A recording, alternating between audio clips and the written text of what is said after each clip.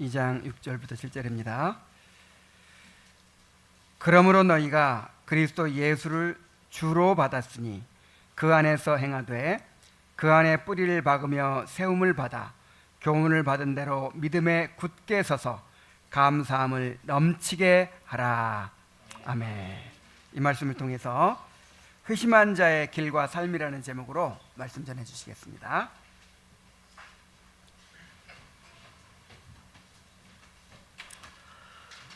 네, 맛있는 음식을 주셔서 감사합니다. 잘 먹었습니다. 여러분들도 잘 드셨죠? 네, 근데 이제 점심 먹고 난 다음에 시간이라서 졸리운 시간인데 안 졸게 하는 비법은 저에게는 없고 주께서 여러분들의 영혼을 일깨워 주셔서 계속해서 하나님의 말씀에 귀를 기울일 수 있게 되기를 축복합니다. 잠시 기도하겠습니다. 존귀하신 하나님 아버지, 감사합니다. 복된 주일 오전 예배 후에 또 맛있는 육체의 배를 채우는 음식도 먹게 해 주셔서 감사합니다. 이제 오후 예배 시간에 계속 이어서 생명의 양식을 저희들이 공급받고자 하오니 이 시간도 주님이 함께 해 주시고 졸립지 않도록 도와주시고 우리에게 성령의 은총을 부어주셔서 들을 때마다 깨닫게 하시고 말할 때마다 아멘으로 화답하게 하시고 우리의 심령이 뜨거움을 얻게 해주시며 들을 수 있는 귀로 인하여 즐겁게 감사함으로 하나님 앞에 나아가는 우리 모두가 되게 하여 주옵소서. 어린아이들, 어른들 모두가 다 주님의 영 안에서 하나 되어 하나님이 기뻐 받으시는 산 제물들로 영적 예배로 영광 돌리게 하여 주옵소서. 이 시간을 주님께 온전히 의탁하오며 존귀하신 예수님의 이름으로 기도 올리옵나이다. 아멘. 오늘 말씀은 어제 오늘 아침에 증거한 말씀을 토대로 우리가 이제 어떻게 살 것인가라고 하는 것을 다루는 것인데요. 사실 오늘 읽은 이 골로새서 2장 6절 7절 말씀은 제가 어제 여러분들에게 사라고 주신 밑배 따담의 성경 구절이 바로 이것입니다. 제가 이 말씀을 묵상하면서 밑배 따담을 구상해서 책을 쓴 것인데 여러분들이 책을 읽다 보면 오늘 말씀하는 내용들이 또 그 책에 다 있음을 여러분들이 이해하리라 이렇게 보아집니다. 오늘 제목을 회심한 자들의 길과 삶이라 이렇게 이야기했는데 사실 우리가 예수님을 믿음으로 말미암아 거듭난 하나님의 백성들이 되었으니 우리가 이제 그 사람들답게 살아야 된다. 다른 말로 이야기하면 하나님 나라 시민권자로서 살아가야 된다라고 하는 거예요. 우리의 시민권이 땅에서는 한국 시민권 여권을 가지고 있지만 영적으로 하늘에서는 하늘의 시민권을 가진 자란 말이죠. 그리고 하늘의 시민권을 가진 자이기 때문에 우리의 삶이 어떻게 진행되어야 하느냐라고 하는 것은 불을 보듯 뻔해요. 제가 영국에서 유학 생활할 때 그때는 우리 친구들은 지금 여러분들 핸드폰으로 다 인터넷도 하고 이러지만 그 당시에는 컴퓨터도 없었을 때예요. 80년대 초에는. 그러니까 컴퓨터가 아직 나오지 않았을 때였기 때문에 지금 생각하면 정말 참 격세지감을 느끼는 건데 그러니까 한국에서 영국으로 편지를 보내면 빨라야 일주일 만에 들어가고 내가 거기서 답장을 써서 한국 부모님께 보내면 빨라야 또 일주일. 그러니까 편지를 한번 주고받으려면 2주 이상이 소비가 되는데 지금은 문자로 탁 하면 금방 들어가고 화상통화까지 되고 참 좋은 세상에 우리가 살고 있는 거예요. 근데 그때 그 방에 거실에 대한민국 태극기를 늘 걸어놓고 내가 대한민국 사람인 것을 잊어버리지 않고 늘 대한민국을 위해서 기도하고 또 대한민국에 사는 부모 형제들 또 친구들 하나님의 백성들이 있기 때문에 그걸 놓고 기도했단 말이죠. 내가 대한민국 사람이 아니라면 대한민국 태극기를 방 안에다 걸어놓고 기도해야 될 이유도 하나도 없고 우리나라를 사모해야 될 이유가 하나도 없잖아요. 내 시민권이 대한민국 사람이니까. 그러니까 똑같이 우리의 시민권은 대한민국에만 있는 게 아니고 이제 하늘에 있단 말이에요. 하늘에 있는 하늘을 나라 시민권자이기 때문에 늘 우리 생각이 어디에 꽂혀 있어야 될까요? 하나님 나라에. 제가 이제 여러분들 제가 이런 이야기하면 어린이들은 잘 이해가 잘 안 될 수도 있어요. 근데 84년도에 올림픽이 있었잖아요. 그리고 88년도에는 우리나라 올림픽이 있었고, 우리나라에서 올림픽이 있었고, 그 올림픽 때 영국 TV에 대한민국 태극기 누가 무슨 선수가 권투 선수가 금메달을 땄어요. 그래가지고 그 영국 TV 안에 대한민국의 애국가가 퍼진다. 그냥 그거 들으면서 막 눈물을 흘린. 야, 우리나라 애국가가 영국 TV에서 이렇게 나온단 말이에요. 그런 감격이 있어요. 그러니까 대한민국에서 무슨 소식이 있다. 그럼 뭐 귀를 쪼아리고 야, 대한민국에서 무슨 소식이. 이게 뭔 증거냐면 내가 한국 사람이라고 하는 증거예요. 근데 한국 사람이 아닌 사람은 대한민국의 태극기가 텔레비에서 나오든 뭐든 거기에 아무런 감동도 없는 거잖아요. 그러니까 내가 하늘나라 시민권자다, 예수를 믿는다라고 이야기할 때 우리의 관심이 다 어디로 쏠려 있느냐? 내가 멀리 있어도 예수님에게 관심이 쏠려 있고, 주님의 나라에 관심이 쏠려 있고, 주님의 말씀에 관심이 쏠려 있는, 이것이 우리가 신앙생활하는 모습이다라고 말을 할 수 있는. 그래서 오늘 이건 2장 6절에 그러므로 너희가 예수를 뭐로 받았다고 그랬어요? 주로 받았다라고 하는, 이것은 주라고 하는 이 말은 로드십의 영어의 로드십, 로드, 그러니까 우리 주님이시다라고 하는 건데, 단순히 예수님을 나의 구세주로 받은 것이 아니고 나의 주님으로 받았다라고 하는, 주인으로. 그러니까 예수님을 믿는다라고 하는 두 가지를 의미하는 거예요. 사실은 내 죄를 위해서 십자가에 못 박혀 죽으심으로 내 죄가 예수님의 피로 깨끗이 씻음을 받은 구세주임을 믿습니다. 예수님이 나의 구세주임을 믿습니다라고 하는 것과 동시에 예수님이 이제 나의 주이십니다. 그러니까 Jesus loves you, 예수님은 당신을 사랑해 라고 하는 이 말로 끝나는 것이 아니고 사실은 뭐까지 붙어져 있어야 되냐면 Jesus is the Lord, 예수님은 주이십니다. 헬라어로 큐리오스, 예수스 크리우 큐리오스, 예수님이 주이시다, 주인이시다라고 하는 것이, 그러니까 나의 주인은 이제 더 이상 죄도 아니고 사단도 아니고 직장의 뭐 상사도 아니고 또 정치인도 아니고 뭐 나 부모님도 나의 주인이 아니고 나의 주인은 예수님이시다라고 하는 것을 고백하는 것, 그것이 신앙생활을 하는 것이. 그러니까 주인의 뜻대로, 이게 우리가 이제 종하고 주인하고 생각을 해보면 종은 자유가 없어요. 종이 마음대로 할 수 있는 자유라고 하는 것은 주인이 명령한 그 명령을 수행하는 가운데서 자유를 누리는 것이지, 주인의 뜻에 어긋나서 종이 마음대로 했다가는 집에서 쫓겨날 수 있어요. 주인한테 얻어맞고 감옥에 갇힐 수도 있는 거예요. 근데 이 세상에서 노예로 사는 사람들은 그렇지만 하나님이 우리를 노예로 삼지 않고 우리를 하나님의 자녀로 삼아 주셨는데, 그 하나님의 자녀로 살아야 할 때 자녀들은 다 하나님을 뭐라고 말하냐면 나의 주이시다. 이건 세상에서도요, 사라가 아브라함을 향해서 주라고 이야기했잖아요.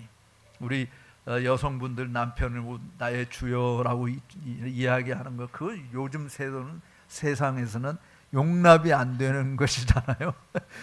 남녀 평등을 이야기하는데 아내들아 남편에게 복종하라.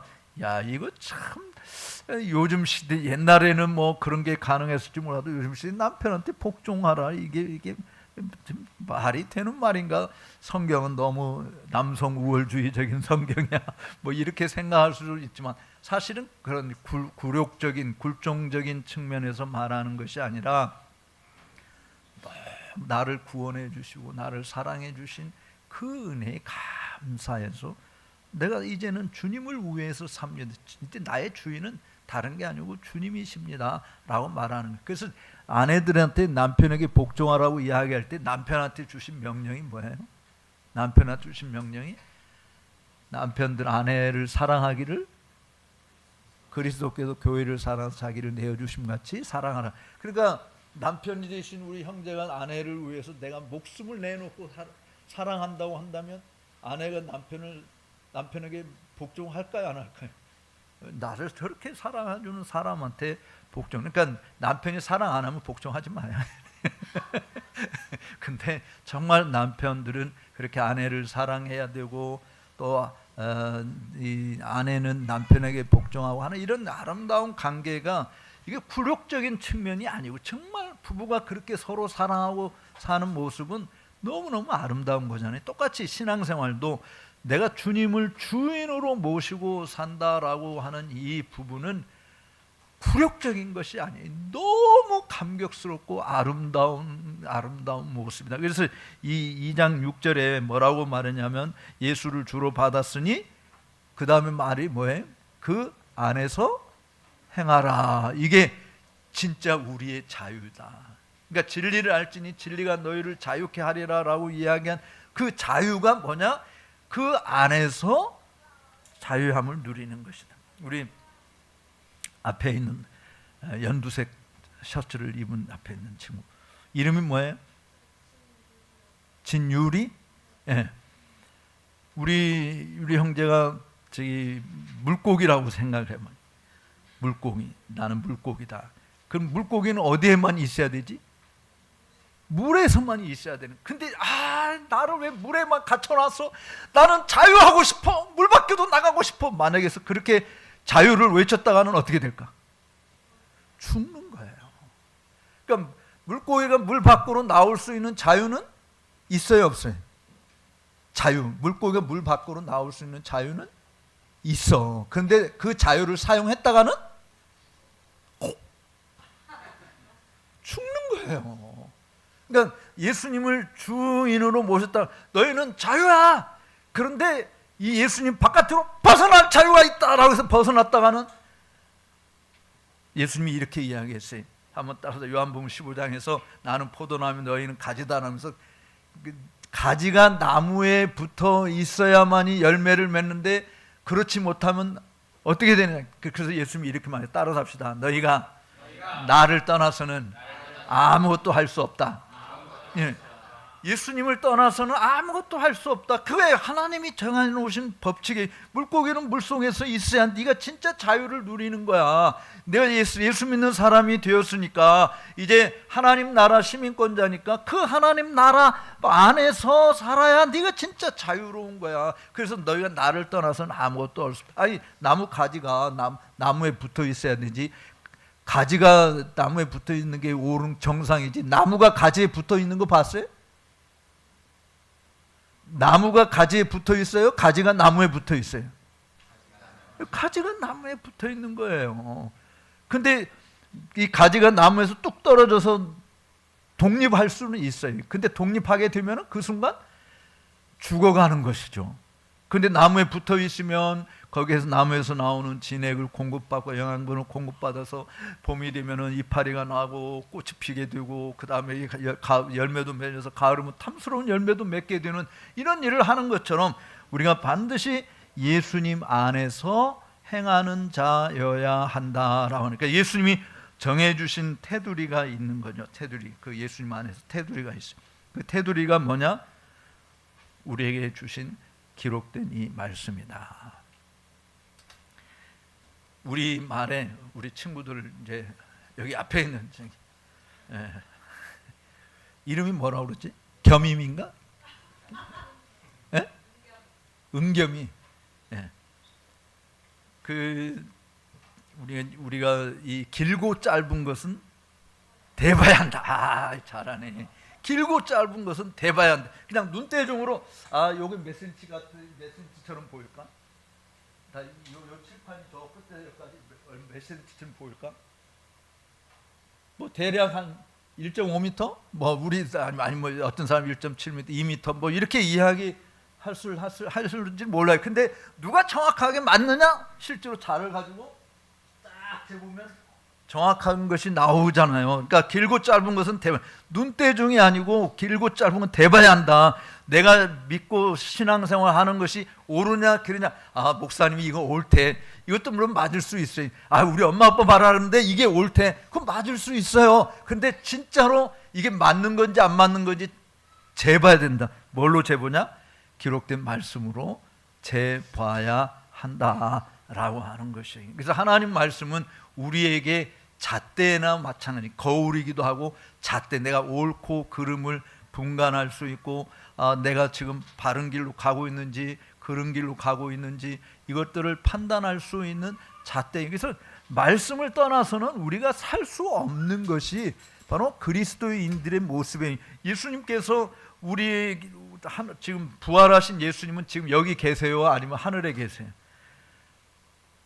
부활하신 예수님. 부활하신 예수님은 이 땅에 계세요? 하늘에 계세요?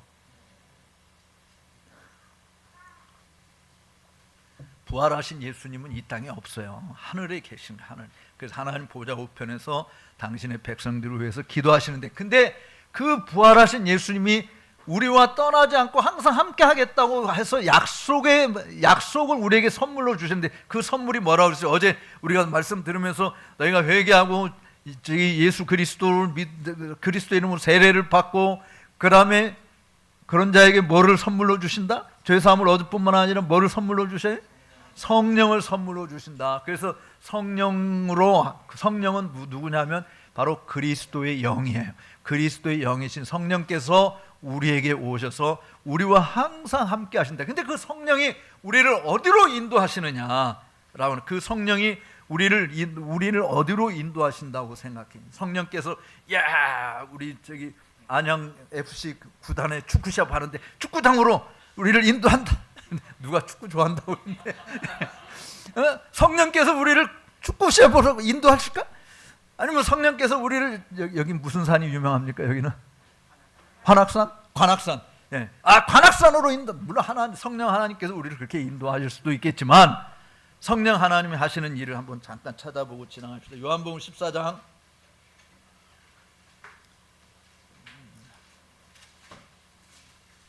요한복음 14장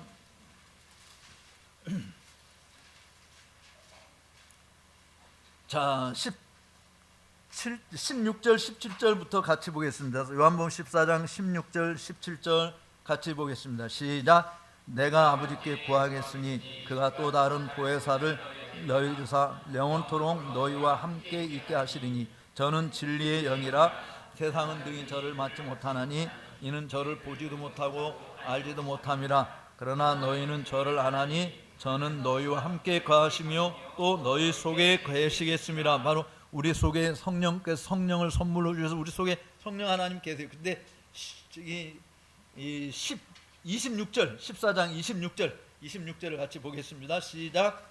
보혜사 곧 아버지께서 내 이름으로 보내실 성령 그가 너희에게 모든 것을 가르치시고 내가 너희에게 말한 모든 것을 생각나게 하시리라. 자, 성령 하나님이 하시는 일을 거기서 말씀하고 있어요. 여기서 모든 것을 가르치시고 생각나게 한다. 예수님이 가르치는 모든 것을 말씀하시고 생각나게 한다. 그 다음에 15장 26절.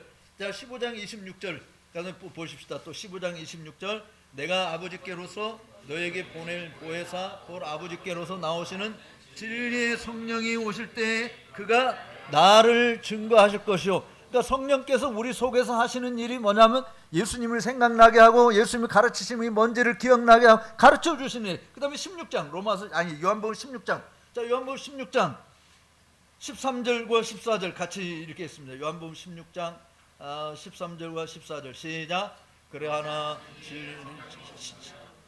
그거 너희를 이제 여기서 이제 답이 다 나오는 거예요. 자, 우리 속에 계신 성령께서 예수님에 대해서 증거하고 예수님을 생각나게 하고 예수님이 가르치는 모든 것을 가르쳐 주시는데, 막판에 여기 13절에 보면 진리의 성령 오시면 그가 너희를 어디로 인도해? 진리 가운데로 인도하신다. 진리 가운데. 그러니까 안양 FC 축구 시합 축구장으로 예수님이 인도하는 게 아니고, 관악산으로 인도하는 것이 아니고, 경복궁으로 인도하는 게 아니고, 예수님 이 성령께서 우리를 어디로 인도하셔? 진리 가운데로. 진리는 누구예요? 내가 곧 진리요 길이요 생명이다 라고. 누구예요? 예수님. 그러니까 성령께서 우리를 어디로 인도하시는가? 진리 가운데로 인도하신다. 그러니까 우리가 우리 안에 계신 성령께서 예수님 안에서, 진리이신 그 예수님 안에서 살도록 우리를 그렇게 인도하신다라고 하는. 마귀는 우리를 어디로 인도할까? 마귀가 우리를 유혹하지. 우리 예쁜 아가씨 이름이 뭐예요? 강혜란? 장혜란? 헤라. 오, 야, 뭘 해야 돼?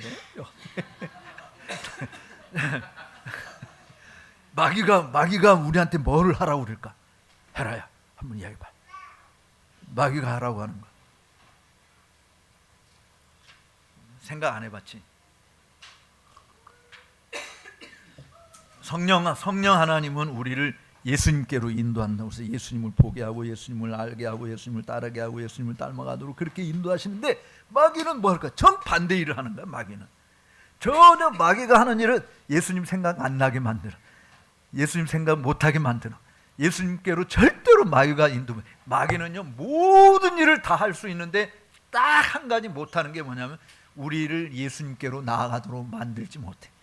마귀가 하는 일은 우리를 차단하는, 예수님과 진리와 관련된 것은 다 못하게 막는 거예요.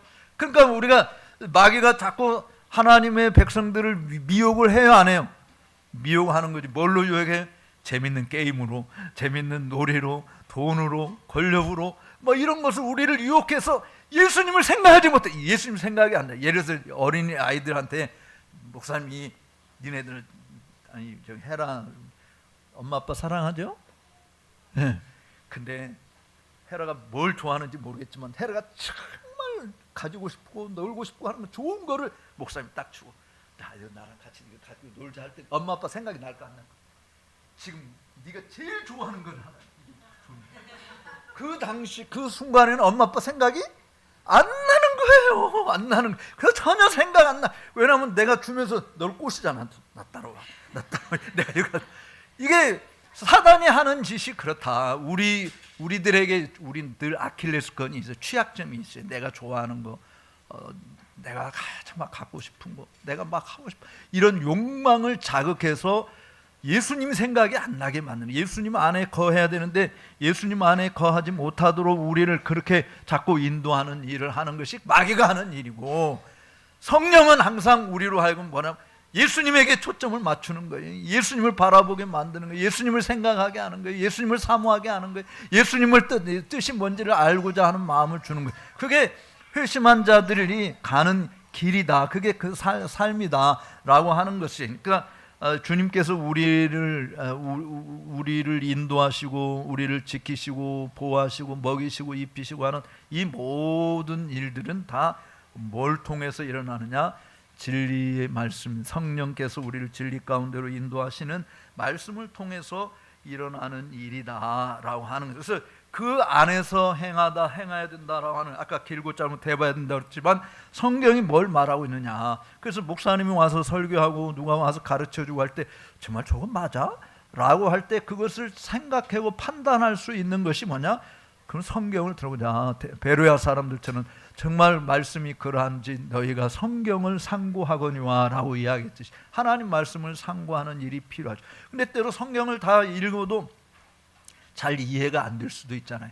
그래서 성경 말씀이 뭘 가르치는지 우리에게 가장 중요한 또 다른, 성경 말고 우리 신자들에게 준 것이 신앙 고백서예요. 아까 여러분들이 예배 시간에 외성도 신앙 고백서 읽었듯이 성경과 신앙 고백서, 이 두 개의 툴을 가지고 하나님을 온전히 알게 돼요. 왜냐하면 신앙 고백서는 우리가 믿어야 될 모든 진리들, 성경의 가르침을 잘 일목요연하게 요약을 해서 우리한테 믿어야 될 것이 이런 것이다, 우리가 살아야 될 길이 이런 거다라고 하는 것을 정리해 놓은 것이거든요. 그러니까 성경과 신앙 고백서 이걸 가지고 우리 자신들의 신앙을 점검하는 것이에요. 눈대중 가지고 여러분 신앙생활을 하면 안 되고 항상 기록된 말씀을 가지고 신앙생활, 그 안에서 행해야 된다라고 하는 것을 우리가 잊어서는 안 돼요. 두 눈을 물론 이제 그 사고로 눈이 안 보이는 사람도 있고 한쪽 눈이 안 되는 사람도 있지만 일반적으로 우리 모두는 다 두 눈이 있잖아요. 두 눈을 가지고 똑바로 봐야 되지. 한쪽 눈은 세상, 한쪽 눈은 주님.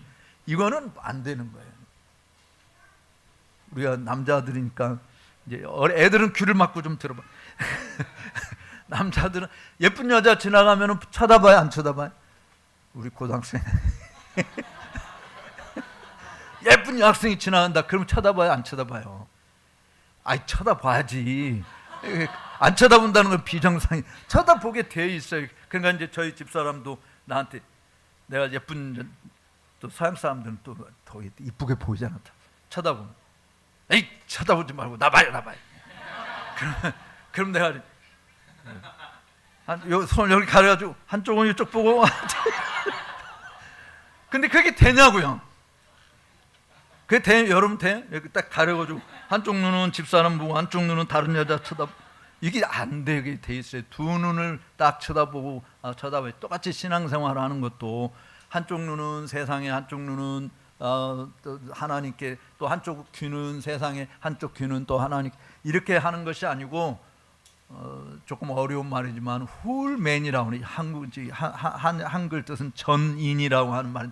훌맨, 우리 모든 전인격적으로 우리의 영과 지성과 의지를 다 동원해서 하나님을 사랑하고 섬기는 것이 되어야 된다라고 하는 것을 이야기하는, 그 주 안에서 산다. 예를 들어서 이제 실험을 해, 왜 두 눈이 우리에게 필요하냐라고 할 때 실험을 좀 한번 해봅시다. 여러분, 자, 이렇게 손가락을 이렇게 해서 이렇게 쭉 펴보세요. 자, 앞으로 쭉 내려, 이제 졸리지 않게 하기 위해서 그러는 거예요. 자, 앞으로 쭉 내면서, 자, 두 눈으로 이렇게 해가지고 이 끝과 끝을 천천히 맞춰보세요. 끝과 끝을 맞아요, 안 맞아요? 닿아요, 안 닿아요? 손끝이 닿죠? 네, 다시 이렇게 다시 한쪽 눈을 감아요. 한쪽 눈을 꼭 감고 그 다음에 다시 아까처럼 똑같이 한번 천천히 맞춰보세요. 천천히 맞춰보세요. 맞아요, 안 맞아요? 안 맞아요. 다 빗나가게 되어 있어요. 두 눈을 뜨고 이렇게 맞추면 맞추는데 한쪽 눈을 감고 천천히 해보세요. 많은 분명히 여기 맞는다고 했는데 한쪽 눈을 하면 이렇게 빗나간다니까.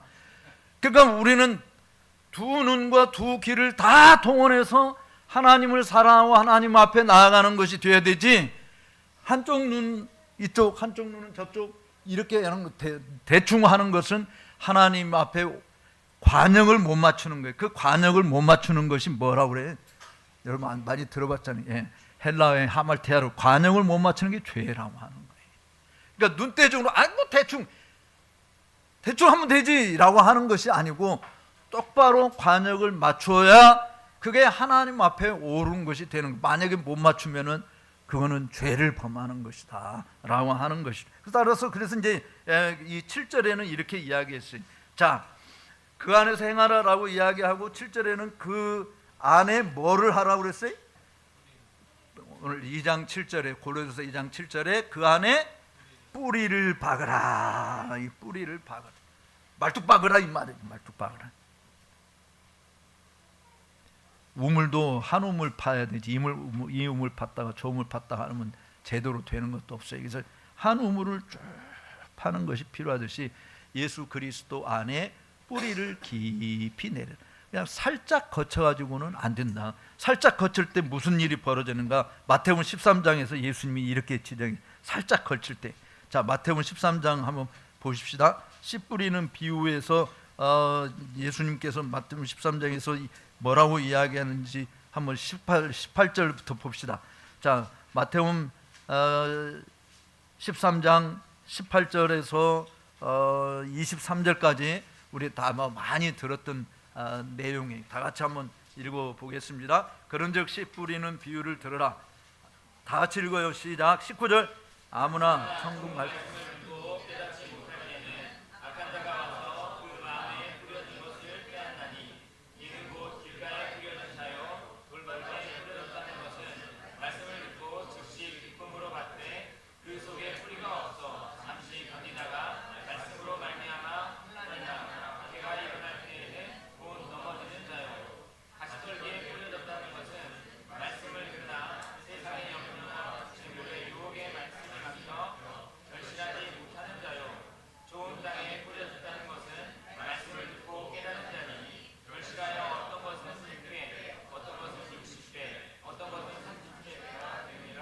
아멘, 아멘. 예, 여기 뿌리 없는 것은 얼마나 위험한 건지 보세요. 뿌리가 없다라고 하는 말씀을 듣고 즉시 기쁨으로 받지만 뿌리가 없으니까 잠시 있다가 말씀을 인해서 환난이나 핍박이 일어난 때는 뭐가 된다?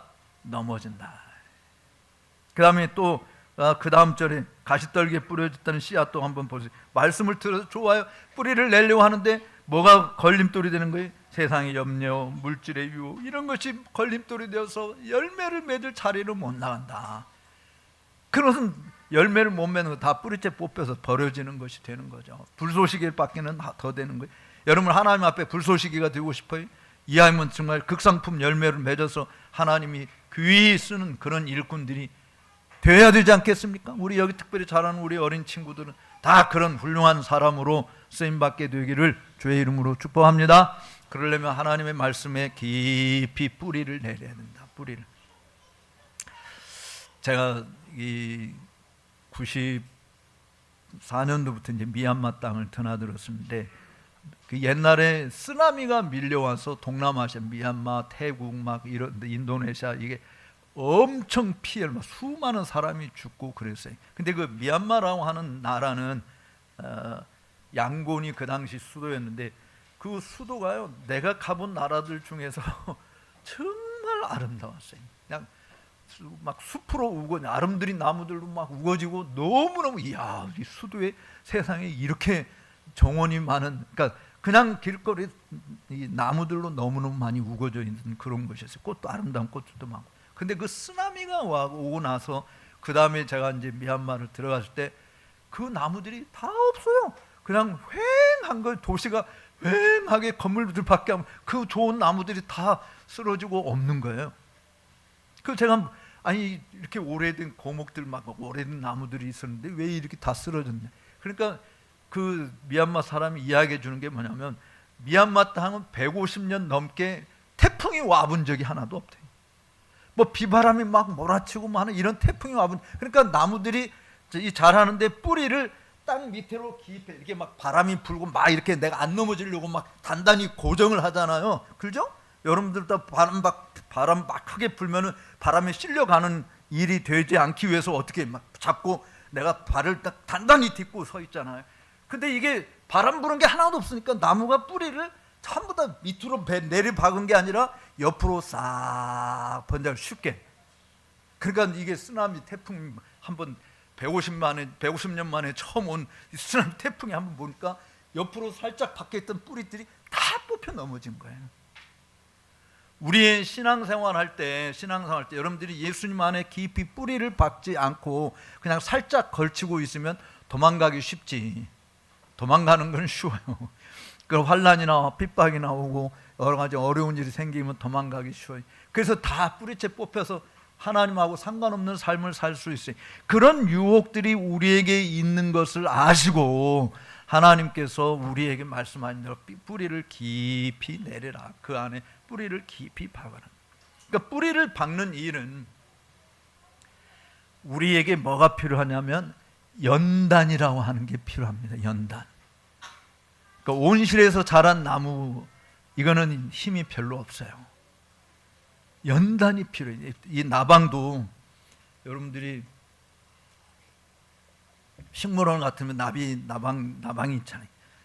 이게 애벌레에서 이제 그 나비가 막 나올 때 막 기를 쓰고 나오는 거거든. 막 힘을 줘서 그 구멍을 뚫고 막 나오는 거예요. 근데 여러분들 볼 때 아유 너무 불쌍하다. 그래가지고 애벌레를 칼로 그 나오려고 할 때 이게 칼로 이렇게 싹 해가지고 나비가 쏙 나오도록 만들어 줬다. 그 실험을 해본 사람이 과학자가 실험을 실제로 해봤어.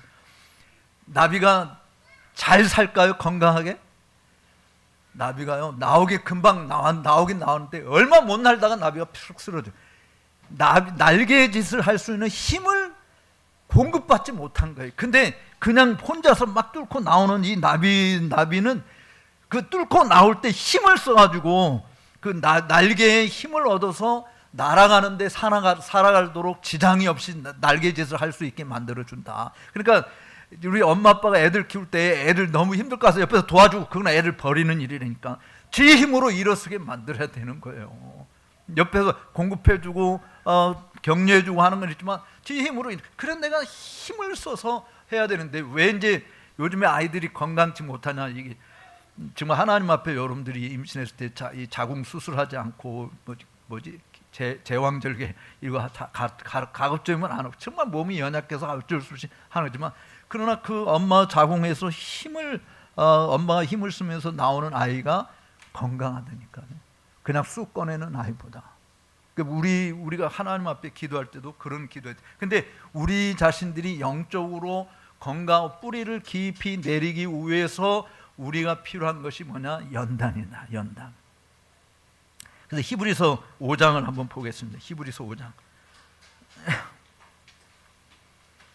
히브리서 5장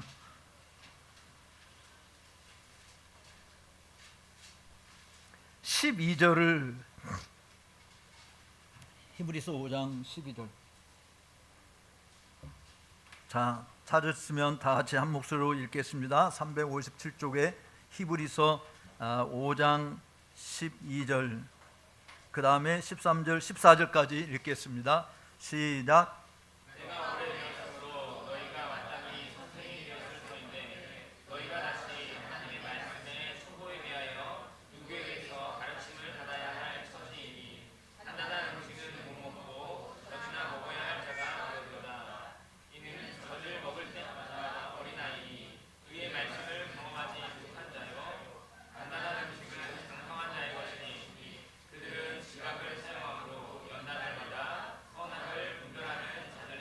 아멘. 엄마 젖 달라고 하는 사람 여기 손 한번 듭니다. 엄마 나 젖 먹고 싶어. 엄마 젖 주세요 하는 사람 누구나 해. 저 뒤에 애기 태어난 지 한 달밖에 안 돼. 그 애나 하는 것이지 여기 지금 앉아있는 여러 어린이들 중에서 엄마 젖 주세요 하는 사람 그러면 이 뺨때기 얻어맞을까. 아이고 내 새끼 그래 내 젖 주고 이럴까. 얻어맞을 짓만 하는 것이지. 지금 여기 보면 히브리서 여기 5장에 기록되어 있는 성도들도 예수 믿은 지 오래됐어요. 벌써 선생이 돼야 되는데 그러니까 교회만 다닌 것뿐이지 배우려고 하지도 않고 알려고 하지도 않고 깨달으려고 하지도 않고 그렇도 않고 그냥 뭐만 달라고 그래서 젖 주세요 목사님 나 젖만 먹고 싶어요. 젖 주세요. 사람이 왜 젖을 좋아하는지 아세요? 사람 왜 젖을 좋아해요? 한번 따라서 합시다. 젖을 좋아하는 것은 씹을 필요가 없기 때문이다. 하나님 말씀은요, 자꾸 내가 되새김질 해야 되는, 씹어야 돼. 근데 음식을 이렇게 오래 씹는 건 귀찮아요. 그래서 너무 질기고 이런 걸 안 먹으려고 그래요. 그러니까 젖을 좋아하는 이유는 그냥 가만히 앉아서 듣고 고민 안 해도 되거든요. 고민할 필요가 없어요. 그러니까 사단이 요즘에 한국 교회를 사로잡는 것 중에 하나가 생각을 싫어하게 만들잖아요. 여러분 자꾸 쇼츠 유튜브 이런 거 좋아하게 고민하게 하고 설교도 길게 하고 이런 거 싫어하는 게 사탄이에요. 그래서 사람들이 자꾸 짧은 거를 좋아하게 되고 그냥 보고 느끼는 것이지 듣고 생각하고 깨닫고 결단하고 하는 거를 허락하고 싶지 않은 거예요. 그러니까 자꾸 젖만 달라고 한다. 근데 여기 보면은 이제 굉장히 중요한 말씀인데 어린아이는 젖을 먹지만 장성한 자는 단단한 식물을 먹는다라고 이야기를 했어요. 여기 우리 꼬마 친구들 어른 되고 싶어요? 나는 평생 어린이로 있고 싶어요. 어른 되고 싶어요? 어린이로 있고 싶어요? 에? 그렇지 당연히지. 여기 숙녀 아가씨 어른 되고 싶어요? 아니면 그냥 평생 중학생이 좋아요? 고등학생인가? 초등학생? 와, 이렇게 크냐 근데 나는 평생 초등학생으로 있을 거예요? 아니면 어른이 되고 싶어요? 당연히 어른이 되고 싶지. 지금 초등학생이지만 엄마 몰래 어쩌면 립스틱도 바를 수도 있고 뭐 화장도 할 수 있고 뭐 어른이 되고 싶은 목사님도요. 학생 때 예수 믿기 전에 회심하기 전에 교복 우리 때는 다 교복 입고 다니죠. 교회도 교복 입고 하고 그냥 티셔츠 같은 거 다 입고 내가 어른 하고 싶은 너 중학생이냐? 아니요 나 고등학생인데요. 일부러 뭐 이렇게 뭐 그렇게 우리가 어른이 되고 싶은 마음은 다 있어요, 육체적으로는. 근데 영적으로 여러분들이 내가 장성한 자, 어른이 되고 싶은 마음이 없다고 한다면 이거는 비정상이죠, 비정상. 그래서 어른이 되는 길에 대해서 뭐라고 이야기냐면, 자 14절에, 히브리서 5장 14절에 어른이 되는 길을 이야기합니다.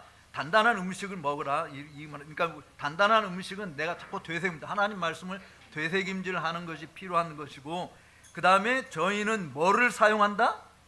지각을 사용한다. 지각을, 생각을 하는 거예요. 생각하는. 그 다음에 그러니까 지각을 사용해서 거기 있는 단어, 가운데 있는 단어를 싹 가로치고 선악을 분별한 자들이니라. 그러니까 저희는 지각을 사용함으로 선악을 분별하는 자들이니라. 이해가 되는 말일까요? 전혀 이해가 안 되는 말일까요? 가로 그거 빼고, 가로치, 지금 내가 가로로 넣으라고 하는 거 그거 빼고, 그거 없이 저희는 지각을 사용함으로 선악을 분별하는 자들이니라. 이해가 되는 말이에요? 안 되는 말이에요? 이해가 되는 말이에요. 그거 가로 하는 거 그거 없어도, 아니 내가 지각을 생각을 해서 이게 선하고 이게 악한 거야, 이게 옳은 거야, 그른 거야, 이거 판단할 수 있어요. 메이크 센스는 된다, 이해는 된다. 그런데 왜 성경 저자가 그 안에 연단을 받아라고 하는 말을 줬을까? 연단을 받아. 이건 이제 훈련이에요, 훈련. 연단을 받아. 그러니까 뿌리를 깊이 내리기 위해서 필요한 것이 비바람이 우리에게 필요한 거예요. 폭풍우가 내리치는 것이 필요한 거예요.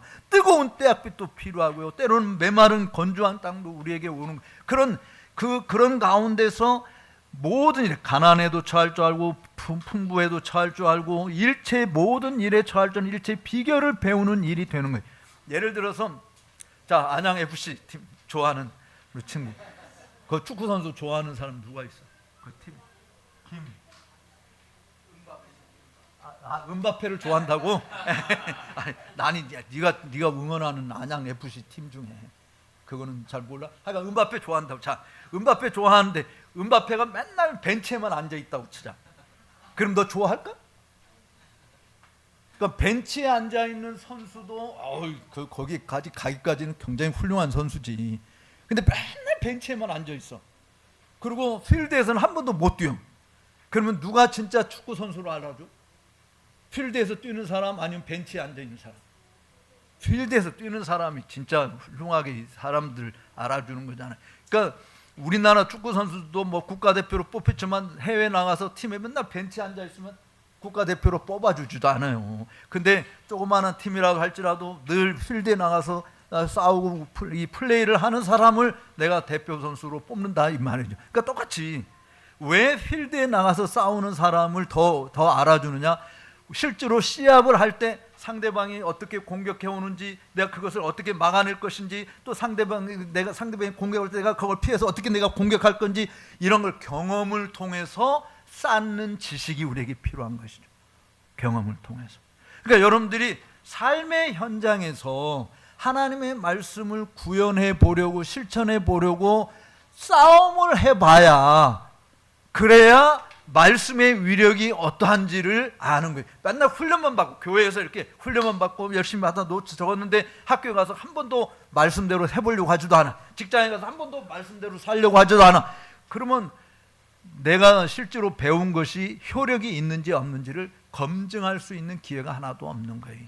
그래서 진짜 신앙생활을 하는데 필요한 것은 뭐냐? 때로 우리가 이런 훈련을 연단을 받는 것이 필요하다라고 하는 거예요. 연단을 받는 것이. 그래야 내가 실질적으로 세상에서 이런 경제 문제가 있을 때, 질병 문제가 찾아올 때, 사람들이 배신을 당할 때, 슬픈 일 겪을 때, 정말 어려운 일 겪을 때, 내가 그때 어떻게 말씀을 실천했더니 이런 것을 이렇게 극복했다, 아니면 저렇게 했다, 이런 거를 내가 경험을 통해서 다른 어떤 시험거리가 와도 사망아 너의 쏘는 것이 무엇이냐 말이야. 내가 그 사망을 향해서도 명령을 내려서 이길 수 있는 자리에 나가게 되는 것이다 라고 하는 거예요. 그러니까 여러분들에게 어려운 일 생기는 것을 왜 하나님 나한테 이런 어려운 일을 주세요, 나 이거 못해요, 이렇게 울고 짜고 그러지 말고, 하나님 이걸 통해서 나한테 교훈하시려고 하는 게 무엇인가요? 하나님의 뜻을 내가 배우게 해주세요 하고 그걸 듣고 일어서는 자가 되는 것이, 그게 연단을 받아서 선악을 분별하는, 즉 하나님의 뜻이 무엇인지 아닌지를 분별할 수 있는 능력을 갖게 된다라고 하는, 그것이 뿌리를 깊이 내려야 될 이유가 거기에 있는 거예요. 뿌리가 깊은, 그냥 저절로 가만히 있으면 뿌리가 내려가는 게 아니라니까요. 그런 외부적인 공격적인 요인이 있어요. 그래서 사단이 사실 우리를 공격하는 것도 사실은 우리가 감사하다, 사단은 그래 공격해봐라, 내가 넘어갈 줄 아냐, 안 넘어간다. 오히려 사단과 맞서 싸우는, 그래서 마귀를 대적하라, 그래야면 저가 물러간다 그랬잖아요. 도망간다 그랬잖아요. 마귀를 대적, 아이고 무서워, 내가 도망가봤자 마귀는 끈질기게 쫓아온다니까. 그래서 축구 시합에서도 이길 수 있는 최고의 방법이 뭐예요? 공격이에요, 수비예요? 이기는 최고의 방법이 공격이에요, 수비에 있어요? 공격에 있잖아요. 공격에. 그러니까 하나님께서 우리로 하여금 사단과 싸워서 이길 수 있도록 하나님의 전신갑주를 입는데, 공격하는 무기는 딱 하나밖에 안 줬어요. 공격하는 무기, 에베소 6장에 보면은 하나님의 전신갑주 다 구원의 두금, 믿음의 방패, 평안의 면의 신발 다 이야기하는데, 공격하는 무기는 딱 하나, 뭐예요? 성령의 검, 곧 뭐를 가지라? 하나님의 말씀을 가지라 그랬어요. 그러니까 성령의 검은 내가 방어도 할 수 있는 것이지만 찌르는 거예요. 공격해서 상대방을 물리치는 데 필요한 거예요. 하나님께서 우리에게 주신 말씀이 바로 그와 같은 역할을 하는 거예요. 그러니까 예수님이 사단에게 시험 받을 때도 다 뭘로 물리쳤어요? 말씀으로 물리쳤던 거잖아요. 그래서 성령의 검을 가지고 활용, 그런 공격적인 것들이 그러니까 우리를 공격하는 악한 무리들이 있을 때 하나님의 말씀으로 무장해서 공격하고 대응할 때 그 말씀의 위력이 어떠한지를 경험할 수 있게 되어지는 것이다. 그래서 연단을 받아 선악을 분별하는 자들이 된다라고 이야기해요. 근데 어린아이는 옳고 그름을 분별하지 않고 과자 주면, 사탕 주면, 좋은 거 주면, 명품 주면 넘어가는 사람들, 이건 어린아이들이. 그러한 것들에 왜 우리가 주변에 배신자들이 생기느냐, 가룟 유다도 배신자가 되었지만 배신자가 생기는 이유가 바로 거기에 있는 거죠. 여러분들은 끝까지 어려서부터 믿음의 뿌리를 누구한테 깊이 내리다? 목사님한테? No. 정치가한테? No. 더더욱 아니고 다른 어떤 교황? 아니, 절대로 하면 안 돼. 누구한테 뿌리를 내려야 된다? 예수님에게 뿌리를 깊이 내려야 된다. 다시 골로새서로 다시 돌아와서, 자, 골로새서 2장 7절에 다시 한번 보십시다. 골로새서 2장 7절 뭐라고 말했는지. 자, 그 다음에 뿌리를 박으며, 자, 뿌리를 깊이 내리니까 다 자연스럽게 해서 형성되는 게 뭐예요? 세움을 입는 것이죠. 똑바로 뿌리 깊은 나무가 하늘을 향해서 골곶게 자라는 거예요. 세움을 입는다. 근데 그렇게 세움을 입는데 필요한 게 뭐겠습니까? 나무가 가만히 물도 안 주는데도 가만히 저절로 자라요? 아니, 나무한테 주는 물이 필요한 거예요. 생명수가 필요한 거예요. 생명수는 뭡니까? 다시 하면 생명수는 바로 우리에게 주신 하나님의 말씀. 그래서 여러분들이 끊임없이 하나님의 말씀을 공급받아야 돼요. 그래서 세움을 입어서 그 다음에 하는 일이 뭐라고 했어요? 교훈을 받는 대로. 그러니까 목사님을 통해서 하나님의 말씀이 여러분들에게 선포되고, 이거를 굉장히 귀하게 해야 돼. 내가 회심 받다, 은혜 받았다라고 하는 것은 말씀을 어떠한 태도로 대하느냐라고 하는 것이 중요한, 하나님 말씀을 정말 달고 오면 말씀으로 대하는, 그 말씀을 늘 끊임없이 받아 먹음으로 공급받아, 수액을 공급받아서 내가 올곧은 나무로 이렇게 쭉 자라가게 된다. 그렇게 자라게 될 때 이제 믿음 안에 굳게 서는 이런 것이 되지만, 자라게 될 때 나타나는 현상이 뭐냐? 여기 보면 7절 끝에 뭐가 넘치게 하라? 감사함이 넘치게 하라. 제가 오늘 사실은 본론으로 이야기하고 싶은 게 이거였는데, 본론 이야기하는 벌써 시간이 다 돼버렸어. 한번 따라서 합시다. 감사함이 넘치게 하자. 신앙인의 길은 어쨌든 말씀을 떠나서는 존재할 수 없고, 삶이라고 하는 것은 한마디로 말하면 뭐냐? 감사하는 삶이에요. 감사함이 넘치는 삶이에요. 이 감사가 뭘로 나타나느냐? 감사가 뭘로 나타나느냐? 첫째는 따라서 합시다. 하나님을 향한 예배. 둘째는 성도들을 향한 섬김. 예, 이 두 가지로 나타나요. 하나님 앞에 나와 예배하는 것이 억지로 말이 못해서 끌려 나와서 아유 그냥 예배 시간입니다, 빨리 끝났으면 좋겠다, 예배 때우는 이런 것이 아니고, 정말 나를 구원해 주시고 나를 하나님의 자녀로 삼아 주신 그 은혜의 감사의 표현이 뭐냐? 하나님을 예배하는 거예요. 예배는 하나님에게 내가 절대 복종한다, 하나님이 나의 주인이시다, 내가 그 하나님께 순복하며 산다라고 하는 것을 보여요. 그러니까 감사함이 넘치는 삶은 예배하는 것을 즐거워하는 삶이에요. 예배하는 것을 집에서 가정 예배하는 거 정말 여러분 잘 아는 것입니다. 우리 아이들이 얘들아 예배하자 그러면 아이 또 예배해요? 이런 말을 하는 것은 그는 사단이 그 속에 들어가서 유혹하는 것은 똑같은 거예요. 예배하는 시간이 너무너무 즐겁고 너무 기쁘고 감사, 주님이 나를 사랑하시고 나를 만나주시는 시간이 예배지 않습니까? 예배. 그러니까 그 예배를 즐거워하는 거예요. 즐거워하는 거예요. 그래서 하나님의 집에 나올 때 시편 우리가 잘 아는 100편, 시편 100편에 보면 하나 여호와의 궁정에 들어갈 때 뭐 함으로 들어간다고 그랬어요? 감사함으로 들어가라. 시편 50편에는 감사대로 하나님 나오는 자가 하나님을 영화롭게 한다 말이지.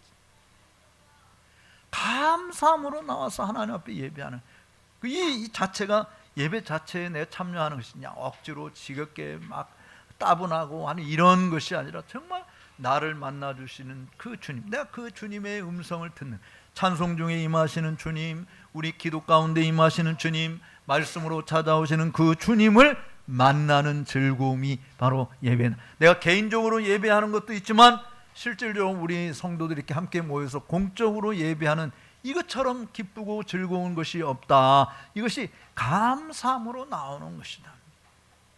그래서 감사는 언제만 해요? 감사는 언제만 해? 좋은 일이 있을 때만? 아니에요. 감사는 범사에 감사.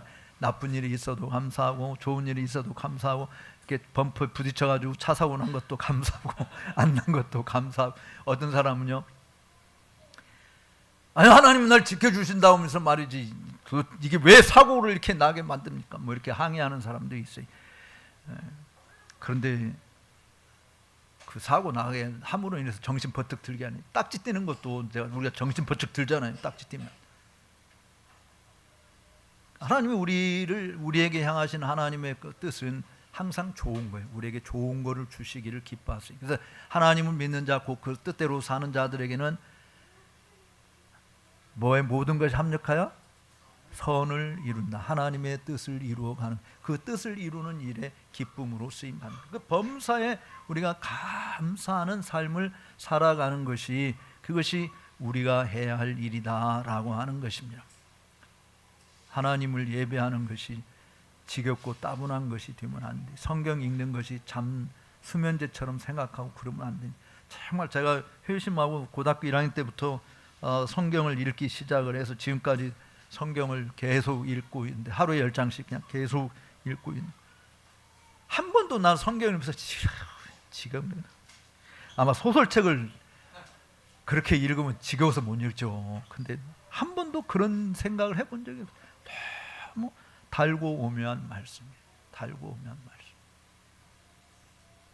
여러분들이 성경 말씀을 어떻게 내가 대하는가, 하나님 말씀을 어떻게 대하는가, 정말 나에게 주신 생명 말씀 감사함으로 받는 것이죠. 그래서 감사함으로 하나님 앞에 나아가는 거예요. 찬송함으로 그 궁정에 나아가는 거예요. 찬송도 감사의 표현인 거예요. 사실은 기도도 감사의 표현인 거예요. 여러분들이 헌금하는 것도 감사의 표현인 거예요. 감사가 사실은 신앙생활의 모든 것이라고 저는 그렇게 생각해요. 하나님을 향한 감사, 하나님을 향한 감사.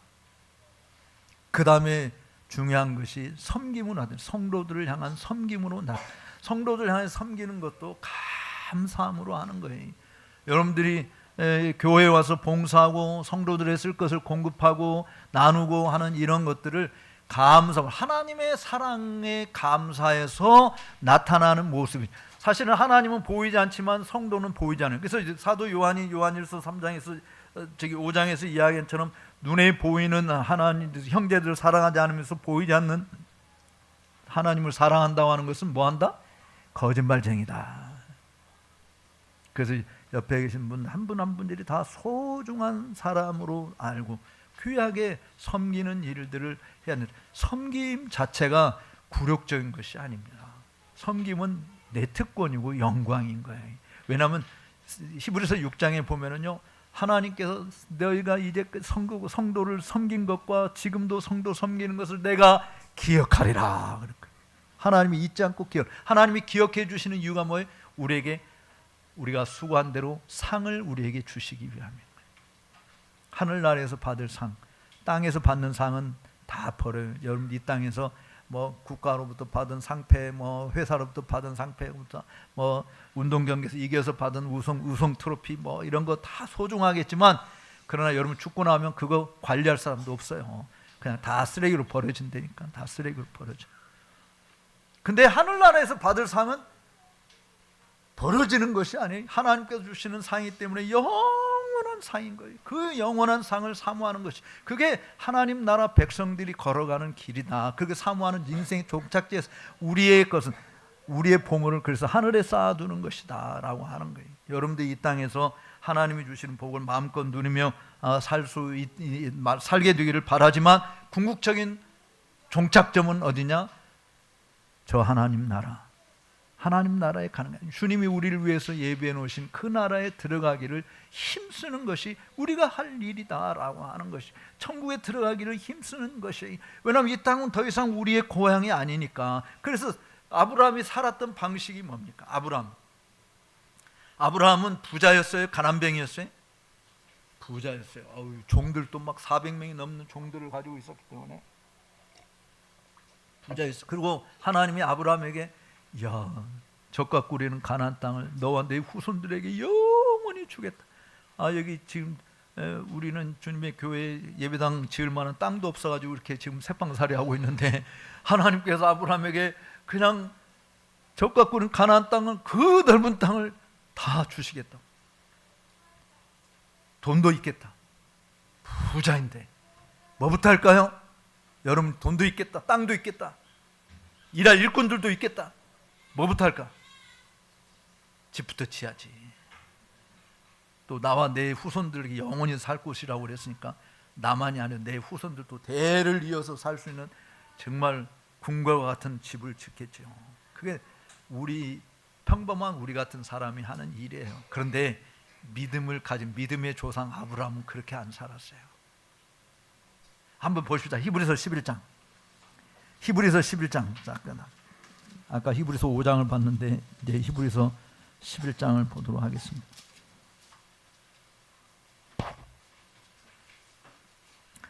히브리서 11장 9절 그리고 10절을 보겠습니다. 히브리서 11장 9절과 10절 말씀. 자, 시작.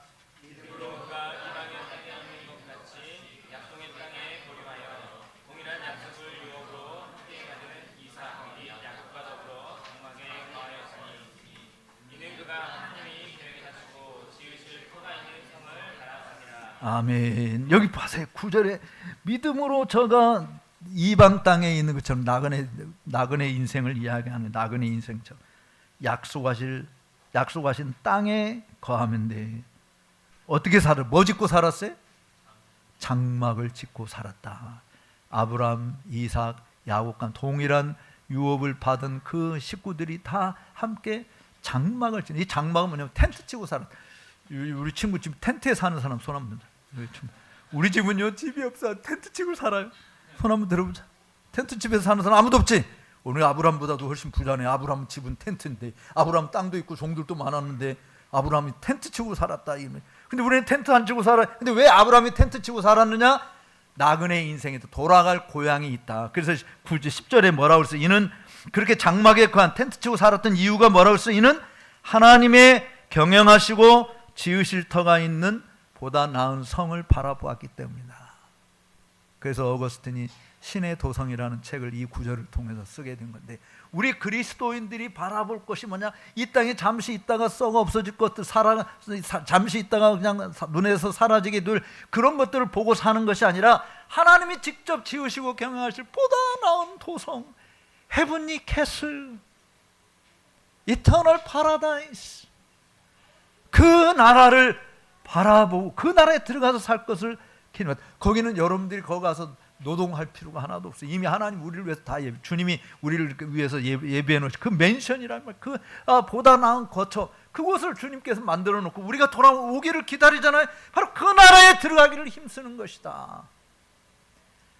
근데 그런 나라가 없는 사람은 갈 곳이 어디 있겠어요? 그럼 천국에 우리의 나라, 돌아갈 고향이 아닌 사람한테는 갈 곳이 어디에 있겠어요?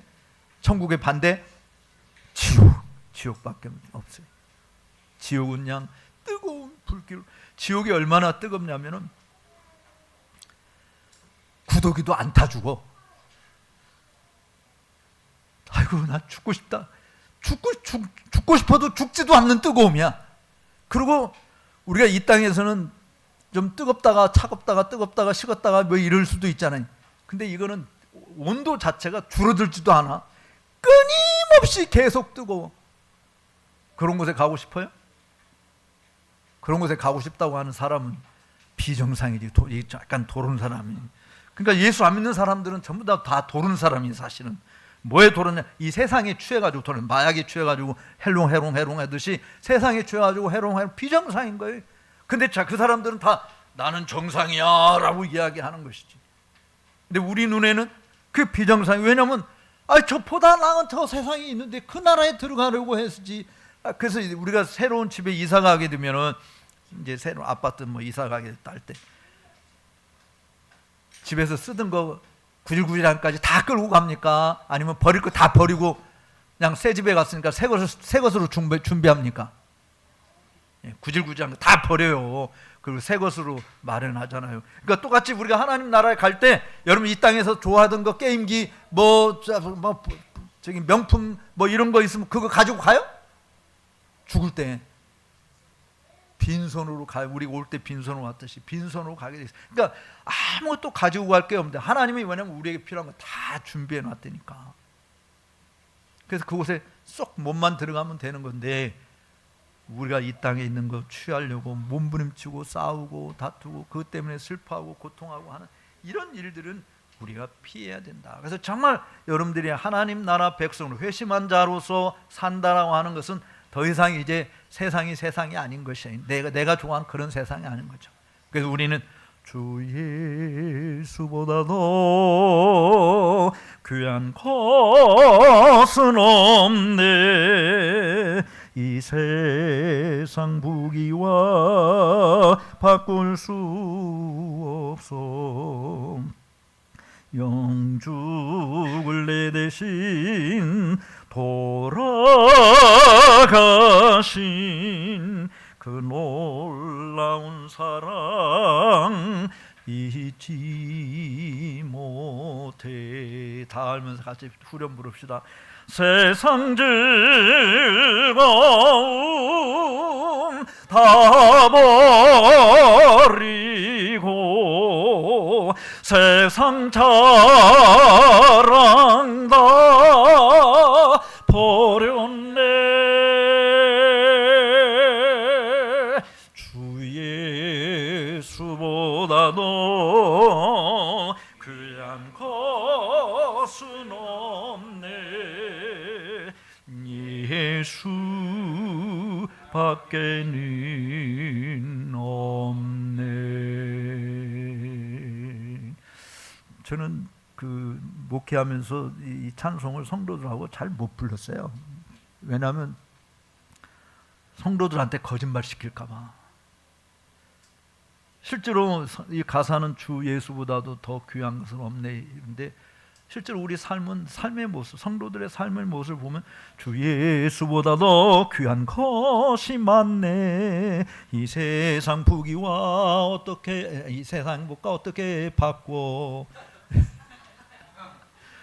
실제로 가사는 바꿀 수 없다고 하는 것이지만, 주님보다 귀한 것이 없다고 말하지만, 정말 우리의 삶은 그런 거냐.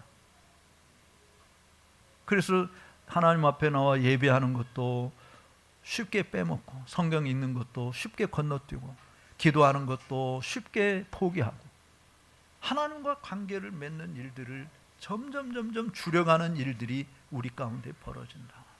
근데 정말 참된 그리스도인의 삶은 하나님과 함께하는 시간을 더 많이 가지는, 하나님과 같이 하고 동행하고 싶어하는 것들이, 그것이 우리의 삶의 모든 것이다. 그래서 그 감사한 마음으로 형제 자매들을 사랑하는 거예요. 불쌍한 영혼들을 돌아보고, 가난한 자들을 돌아보고, 고아들을 돌아보고, 연약한 자들을 돌아보고, 정말 병든 자들을 살피고 하는 일들을 하는 것이 다 뭐 때문이냐? 그 하나님을 향한 사랑의 마음으로 하는 것이죠. 사랑의 마음으로.